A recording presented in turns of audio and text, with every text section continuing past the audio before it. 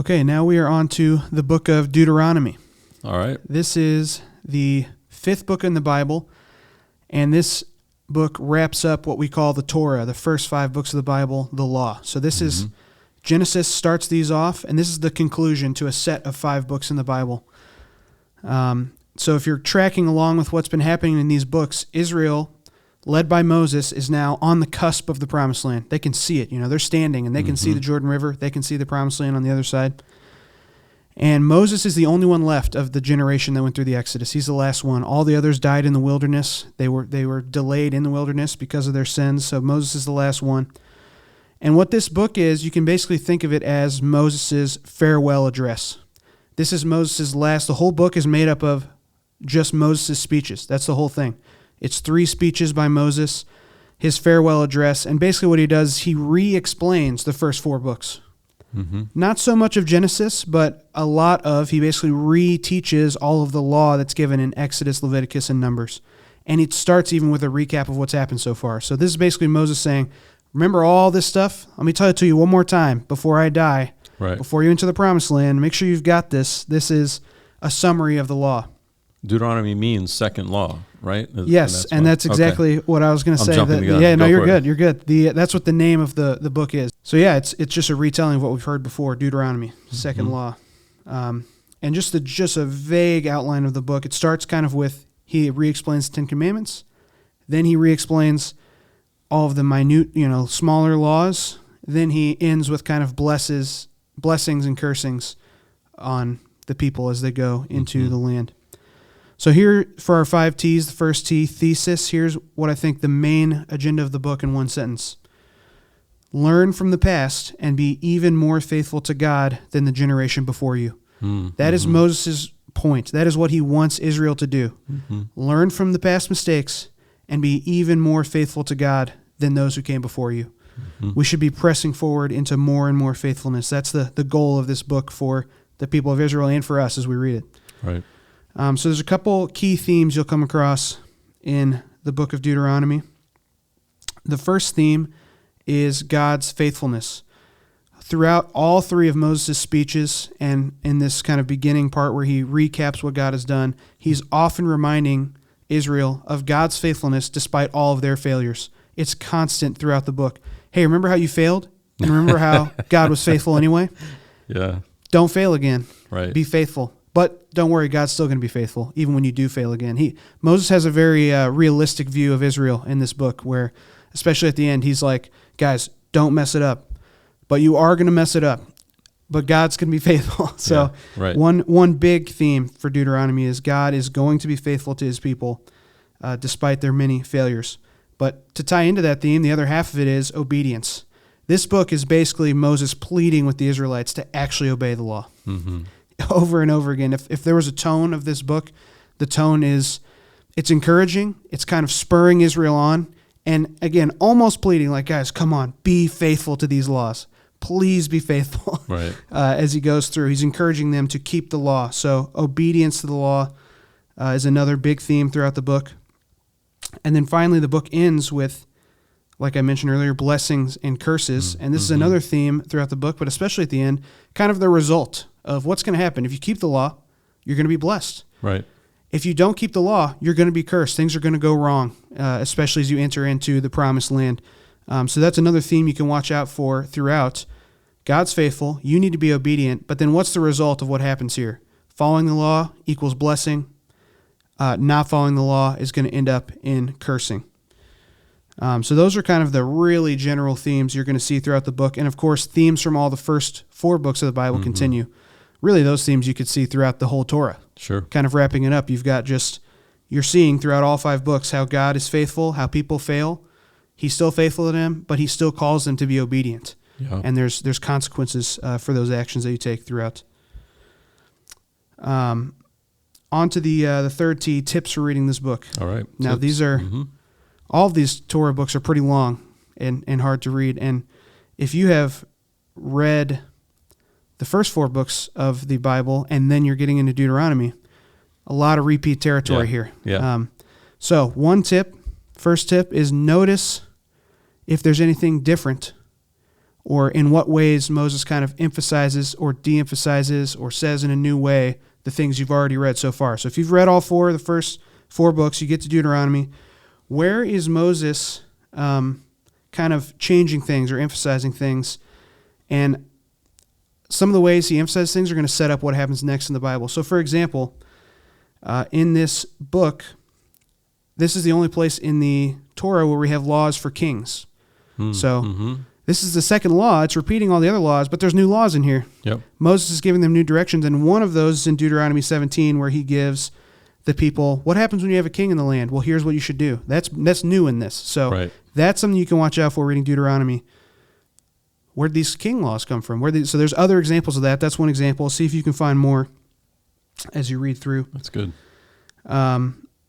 Also, another tip number 2 is Deuteronomy, specifically Deuteronomy sets up a lot of what's going to happen next in these other books following it.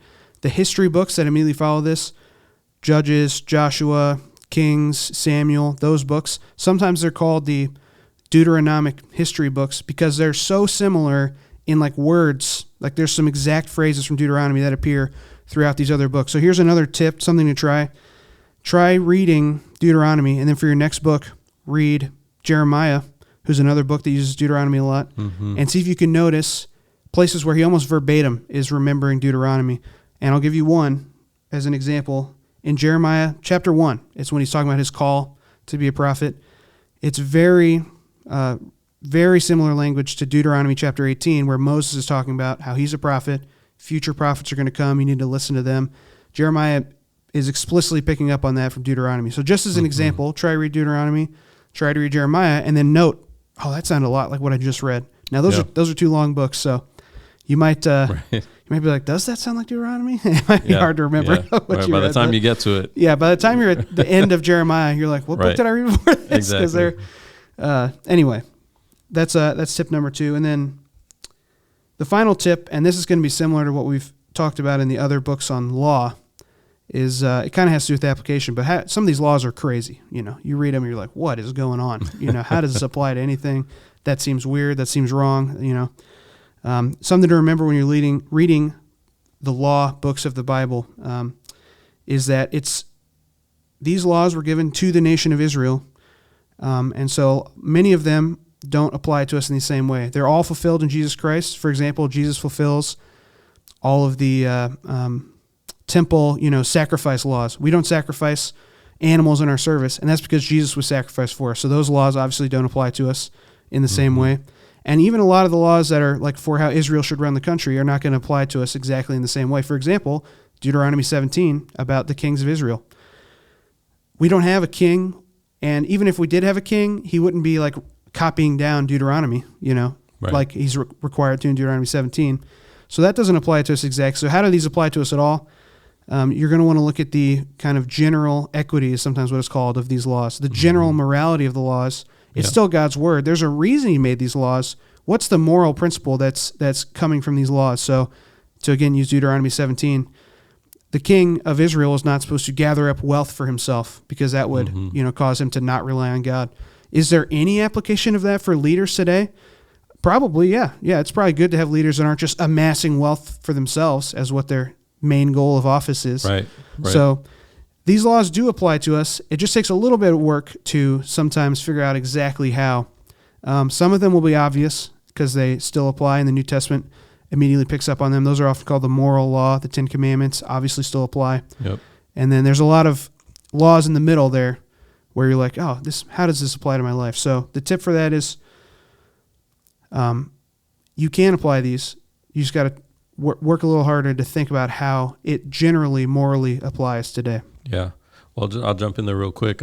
So we get the 10 Commandments again in chapter 5. Chapter 5. So pretty early. And if you remember back in Exodus, when we get the 10 Commandments, what follows those 10 Commandments is an exposition first of the first table that are vertically oriented. In other words, they're how we behave toward God. And then the second table being how we behave toward neighbor, which Exodus spends way more time on actually than the first table.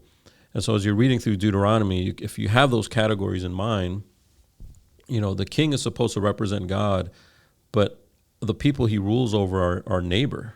Yeah. How do you love neighbor? Do Yep. you love neighbor when you're fleecing them, when you're taking as much as you can? Exactly. And obviously, when they eventually do want a king, they want one like the nations, not like Deuteronomy 17. Not like Deuteronomy 17 prescribes.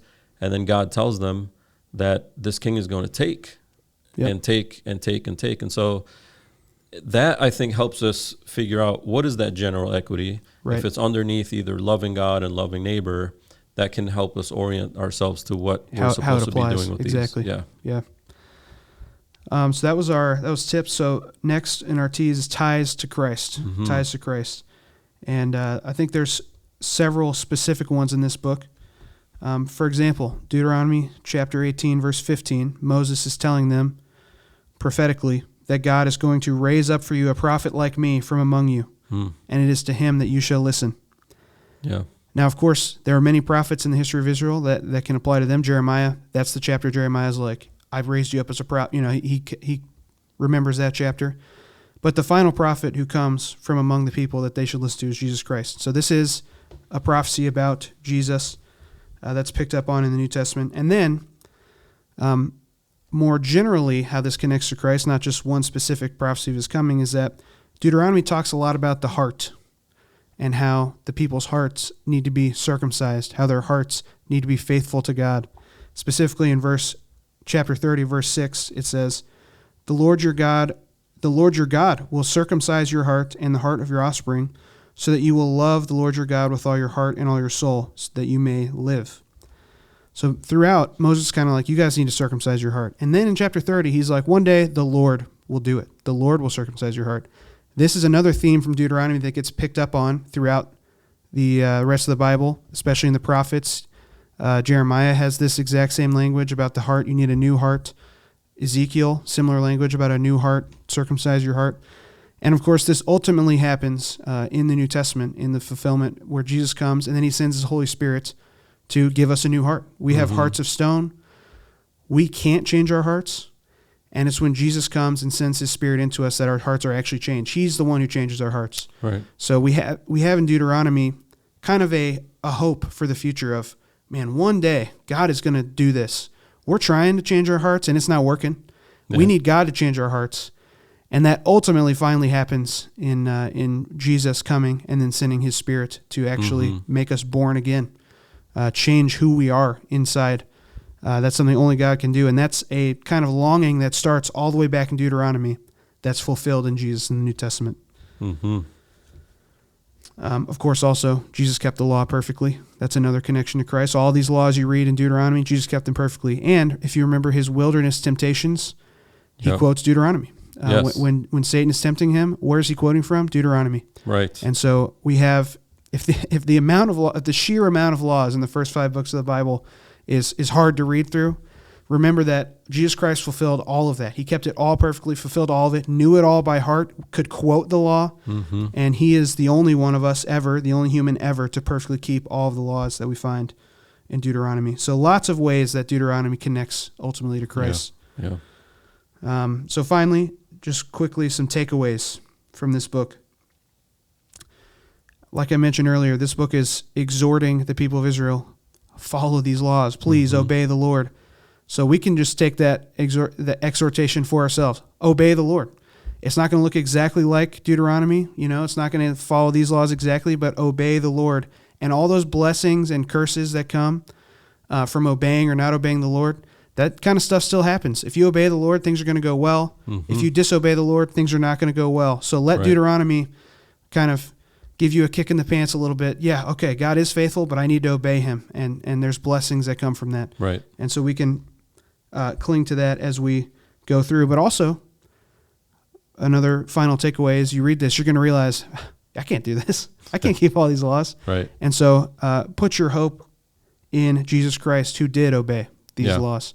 And not only did he obey them, but now because of that new circumcised heart that we have, the born-again heart that we have, he enables us to obey them. Right. Because he obeyed them, and because we have his Spirit, we're able to obey the laws. So it's kind of a double discouragement and encouragement. Obey the laws. You can't obey them. Jesus did obey them, so obey the laws. He empowers you to obey them. Sure, right. And so I think that's kind of our big takeaway as we walk away from the book of Deuteronomy. Yeah, it doesn't mean you're a legalist.